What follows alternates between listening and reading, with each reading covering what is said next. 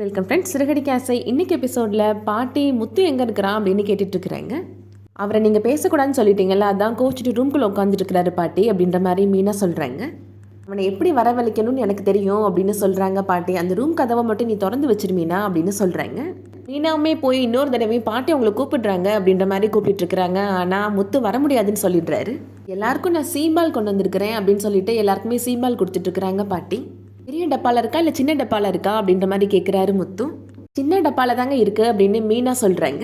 நமக்கு கொடுக்காம எல்லாரும் காலி பண்ணிடுவாங்க போலையே அப்படின்னு முத்து யோசிக்கிறாரு. ரூம்குள்ளேருந்து வெளியில் வந்துடுறாரு பாட்டி. எனக்கும் சீம்பால் இருக்குதா அப்படின்னு கேட்குறாரு. வந்து சாப்பிடுடா அப்படின்னு பாட்டி கொடுக்குறாங்க. முத்துமே அந்த சீம்பால் ஸ்வீட்டை வாங்கி ரொம்ப சந்தோஷமாக சாப்பிட்றாரு.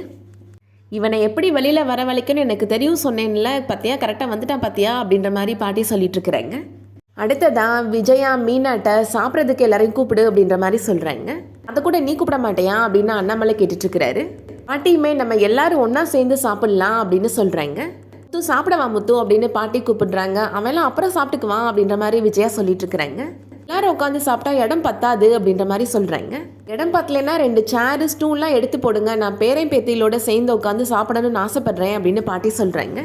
எல்லாருமே இப்போது ஒன்றா சேர்ந்து உட்காந்து சாப்பிட்டுட்ருக்குறாங்க. பாட்டி அண்ணாமலைகிட்ட ரொம்ப சந்தோஷமாக சொல்லிட்டுருக்குறாங்க. எனக்கு 3 பேரன்களை கொடுத்த இப்போ பேத்திகளும் வந்துட்டாங்க, உண்மையிலே எனக்கு மனசு ரொம்ப நிறைவாக இருக்குது அப்படின்னு சொல்லிட்டுருக்குறாங்க பாட்டி.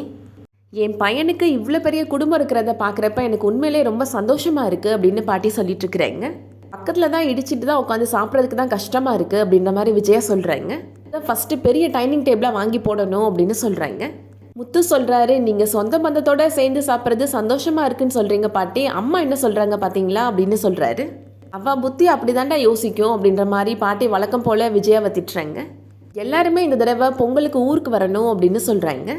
அது மட்டும் இல்லை, நீங்கள் 3 ஜோடியில் யார் எனக்கு ஃபஸ்ட்டு கொள்ளு பேரனோ பேத்தியோ பெற்று கொடுக்குறீங்களோ அவங்களுக்கு நான் ஒரு பரிசு கொடுக்க போகிறேன் அப்படின்ற மாதிரி சொல்கிறாங்க பாட்டி. அப்படி என்ன பரிசு அப்படின்னு கேட்குறாரு முத்து.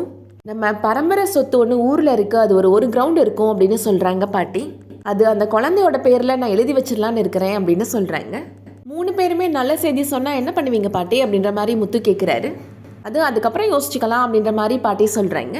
முதல்ல பிறக்கிற அந்த குழந்தைக்கு தான் அந்த பரம்பரை சொத்து அப்படின்னு சொல்கிறாங்க பாட்டி. எல்லாருமே கண்டிப்பாக பொங்கலுக்கு கிளம்பி ஊருக்கு வரணும், எனக்கு ஊரில் அறுவடை இருக்குது, நான் ஊருக்கு கிளம்புறேன் நாளைக்கு காலையில் அப்படின்ற மாதிரி பாட்டி சொல்லிடுறாங்க.